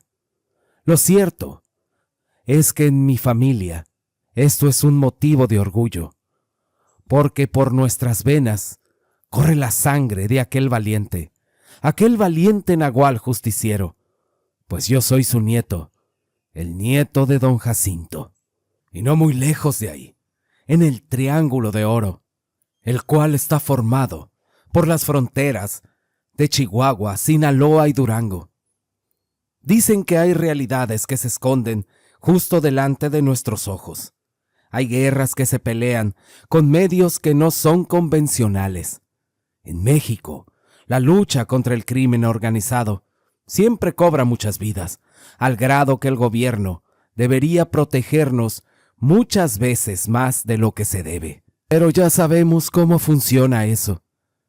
Uno de los grandes, de esos que tú ya sabes, había quedado en común acuerdo con el gobierno, y era entregar algunos sembradíos de dulces, junto con gente que los trabajaba. En otras palabras, usaríamos los campesinos como chivos expiatorios para que el nuevo presidente ganara puntos con la opinión pública. Eso no era nada nuevo para mí, pero yo siempre me limitaba a cumplir con mis órdenes sin cuestionar nada. Todo parecía algo de rutina, pues si bien haríamos algunas detenciones, mis superiores no preveían mayor resistencia, sin imaginar lo que viviríamos en aquel lugar. Existen zonas que han sido la manzana de la discordia entre las diferentes organizaciones. Uno de ellos es el Triángulo Dorado, que abarca los estados de Sinaloa y Chihuahua y Durango. Debido a que se encuentran ubicado entre la sierra, los caminos son difícil de acceso. Además, por los plantíos que hay ahí, son muy difíciles de detectar. Eso era antes, ahora es más fácil. Pero previamente, los servicios de inteligencia ya tenían detectados la zona donde queríamos llegar a los plantíos, que fueron los mismos dueños quienes habían hecho el arreglo con uno de los generales de más alto rango, quien nos había revelado las ubicaciones. Y así nos internamos en la sierra. Sabíamos que esta misión no representaría mucho riesgo. Por tanto, nuestra compañía no era muy grande, ya que el capo había sacado a casi toda su gente, dejando solo a uno que otro de sus hombres. Desde el principio nuestra presencia no fue bien recibida entre los habitantes de los distintos poblados que atravesábamos. Podíamos ver pobreza y también necesidad. La gente, en su mayoría, vivía del campo. Había niños descalzos, señores arreando su ganado, y conforme avanzábamos, podíamos sentir su rechazo, pues en esos lugares no les gusta que nada tenga que ver con el gobierno, pues todo el tiempo les da la espalda, dejándolos a su suerte, además de que sabíamos a lo que íbamos, y en esos lugares la gente era leal a la gente de allá de Sinaloa, ya que éstos les ayudaban. Un ejemplo era que muchos pueblos tenían energía eléctrica, centros de salud y mejoras en sus escuelas, gracias a los grupos que trabajaban ahí, por lo que hacían lo que fuera necesario para cuidar a sus benefactores. Todo ese ambiente se sentía tenso y hostil. Además, que todo empeoró, pues por aquellos días había caído mucha lluvia, por lo que hubo muchos deslaves. Los caminos se volvieron más difíciles. La primera semana cumplimos nuestra tarea sin mayor contratiempo, realizando algunas detenciones, además de quemar algunas hectáreas de plantíos, y ya se imaginarán de qué. Todo aquello sería el inicio de nuestra horrible experiencia. Debido a la creciente de los arroyos y un fuerte deslave, algunos de nuestros vehículos se quedaron atascados, y aunque tratamos de muchas formas posibles, nuestros esfuerzos por salir de ese lodazal fueron inútiles, por lo que nos vimos en la necesidad de acampar en el mismo lugar, en aquella falda del cerro. Eso, en teoría, no debería representar riesgo alguno, debido a nuestro entrenamiento, pues sabíamos que podíamos ser vulnerables, y era ideal para una emboscada. Pero ya estábamos ahí. El teniente a cargo ordenó montar guardia, cercano en perímetro para evitar cualquier ataque. Esa noche parecía caerse el cielo en medio de relámpagos y truenos que retumbaban toda la sierra. En las cercanías se escuchaban ruidos muy extraños. A mí me tocó montar la primera guardia durante la noche. Recuerdo sentir un mal presentimiento, como si algo nos estuviera acechando. Yo le dije a uno de mis compañeros que sentía temor, de que había algo ahí. Parecía como si nos fueran a atacar. Solo era un presentimiento. Pero algunas de las personas inconformes por las detenciones de sus familiares dijeron que no se quedarían con las manos cruzadas. Pero él dijo que me tranquilizara, mi comandante, que si de algo estábamos seguros, era de que el jefe grande había sacado a toda su gente para que aquel operativo fuera rápido y seguro. Ya estaba a punto de amanecer y la tormenta no cesaba. Estábamos a punto de cambiar la guardia, cuando en ese momento, entre la maleza, pudimos escuchar algo que se movía a gran velocidad. Yo mismo di la voz de alerta, y todos alistamos nuestras armas para cualquier eventualidad. De pronto se escucharon los primeros disparos. Cerca del campamento, podía escuchar las ráfagas de las armas de alto calibre que portábamos, y uno de mis compañeros gritaba enloquecido mientras abría fuego a discreción. Después de aquella confusión, nosotros también nos unimos a disparar, pero luego de algunos minutos, y después de ver que todo estaba en aparente calma, el teniente dio la orden de detenernos. Todo aquello nos tenía tensos y alertas. Nuestros ojos miraban hacia todos lados. Se sentía como si algo malo iba a salir de entre el monte y atacarnos.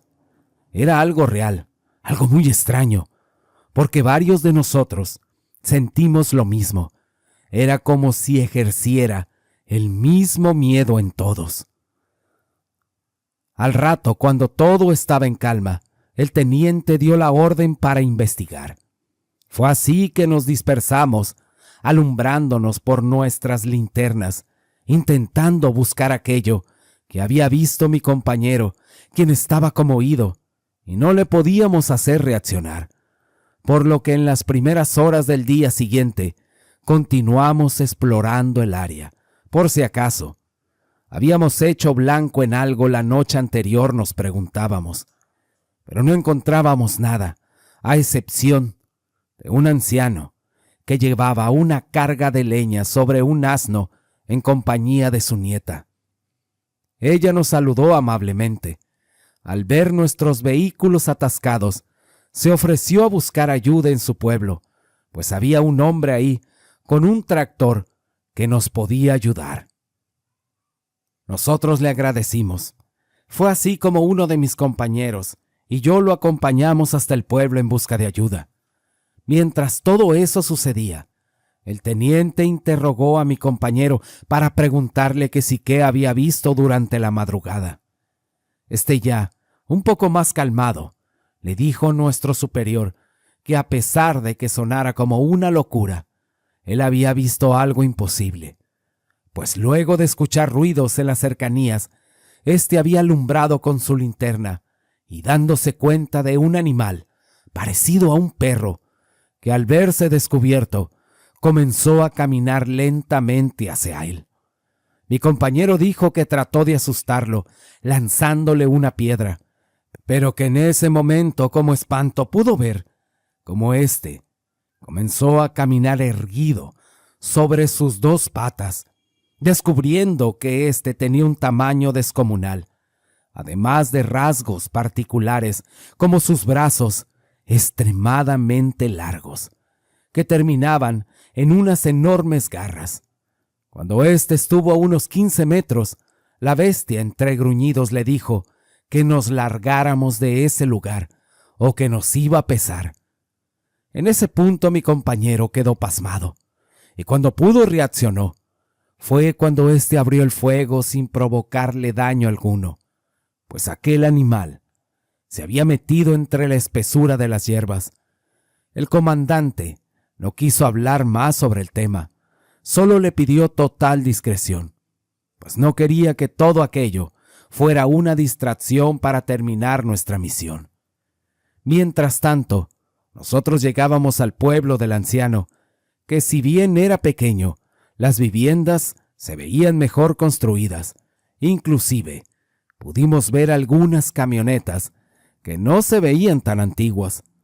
A paso lento don Eusebio, como se llamaba aquel anciano, quien a pesar de su edad se veía muy fuerte, pues sin problema había bajado la pesada carga de la leña de su asno, sin darnos tiempo de ayudarle. Su pequeña nieta era muy callada, y no nos quitaba la vista de encima.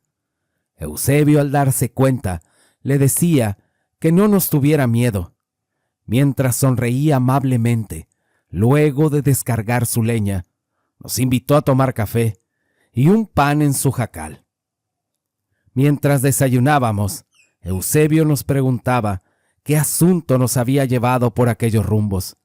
Mi compañero y yo solo le dimos evasivas. Luego de terminar nuestro café, Eusebio nos condujo hasta la casa de uno de sus vecinos. En el camino le pregunté que si había algo raro en el monte, que anoche nos habían metido un susto.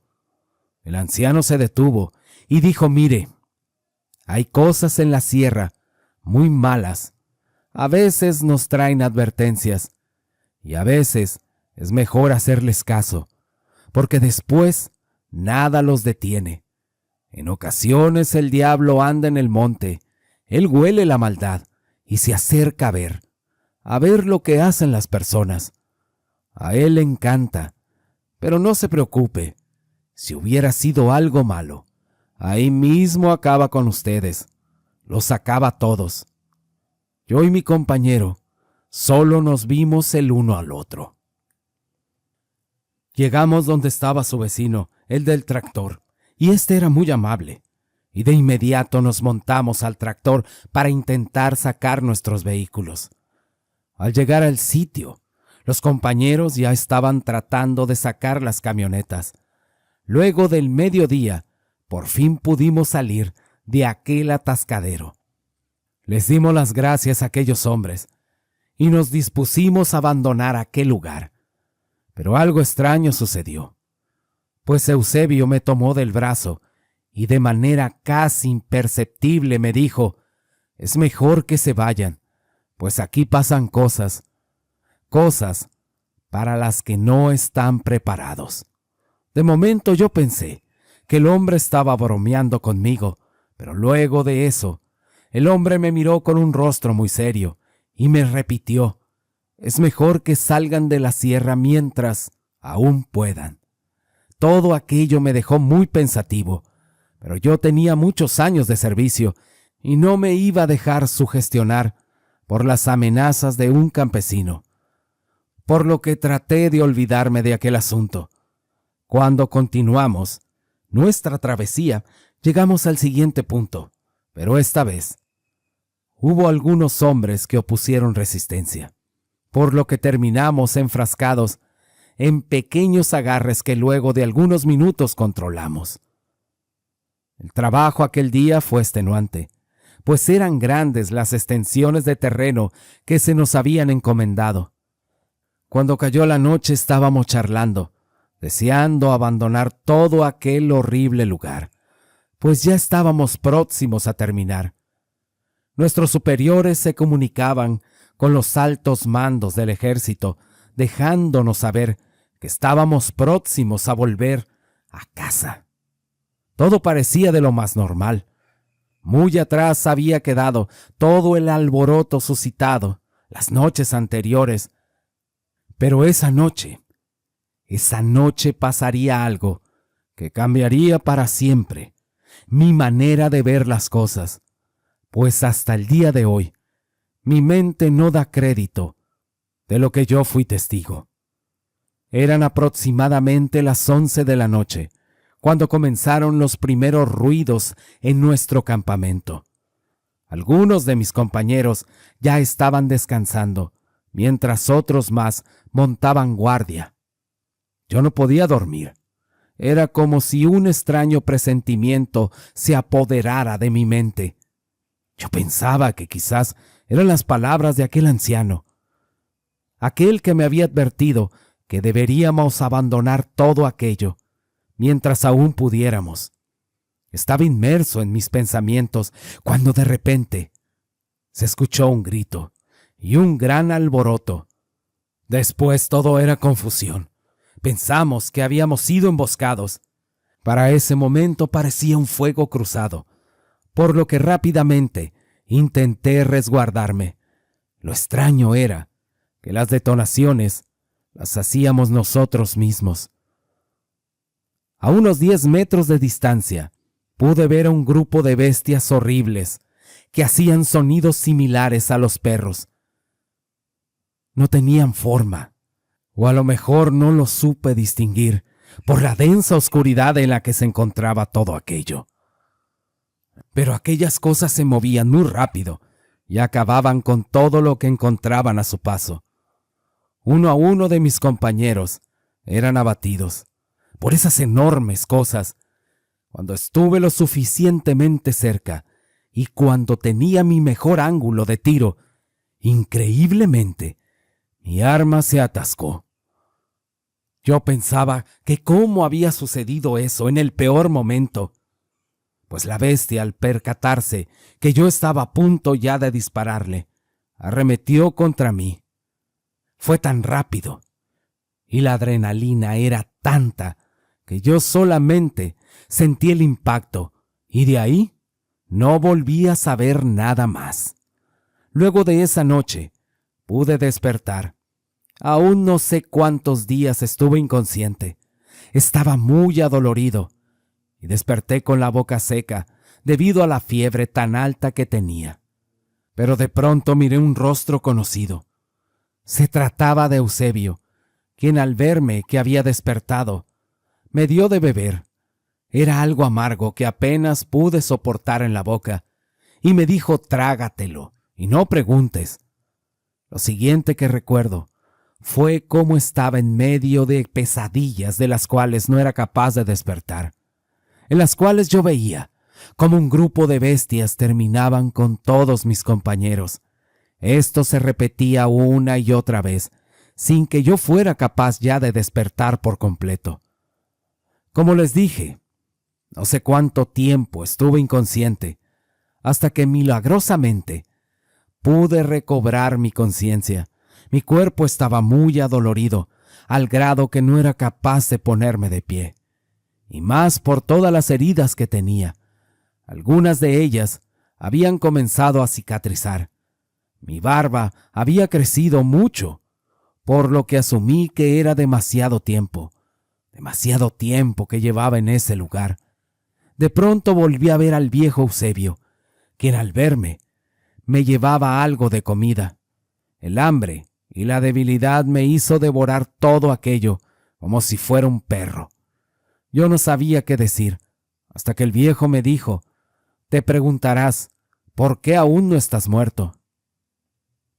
Yo solo moví la cabeza. Afirmativamente, él me respondió que ellos eran gente de paz, pero cuando se metían con alguien de su gente, eran capaces de llegar hasta las últimas consecuencias. En eso pude conocer algo más de su historia, pues me dijo que el patrón les había ayudado mucho, que por eso vivían tan agradecidos con él, cuidándole todos sus cultivos. En ese momento yo lo interrumpí. Arriesgando mi vida, le confesé que aquel operativo había sido planeado por su propio jefe, pues debía entregarle algo al gobierno para que lo dejaran trabajar. Yo le dije: mire, Eusebio, usted es un hombre cabal, y yo sé que arriesgo mi vida, pero aquel hombre a quien ustedes cuidan fue quien los puso en las manos del ejército. En ese momento pude ver la mirada llena de incertidumbre de aquel hombre. Yo continué diciéndole que por eso el patrón había retirado a toda su gente, pues la intención era arrestar a las personas encargadas de los sembradíos. Eusebio me interrumpió lleno de decepción y me dijo: hoy es tu día de suerte. Sabes que vas a vivir. Yo te salvé la vida y por eso quiero que me hagas un favor. Quiero que lleves el mensaje a tus superiores, que en este lugar ni el ejército, ni esos malditos volverán a entrar, porque si yo llego a ver algo extraño en nuestro territorio, van a pagar las consecuencias. Y ahora puedes irte de aquí, y olvídate de que existimos. De lo contrario, yo mismo te buscaré para acabar contigo. Aquellas noticias llegaron al patrón. Llegó la noticia de los sembradíos. Aquel trabajo no había sido concluido. Algo les había pasado a los que iban del gobierno. Dicen que la misma gente que vive allá ya se le puso en su contra. Dieron órdenes para que fueran otra vez y recuperaran lo que les pertenecía, costara lo que costara. Pero eso ya fue otra historia.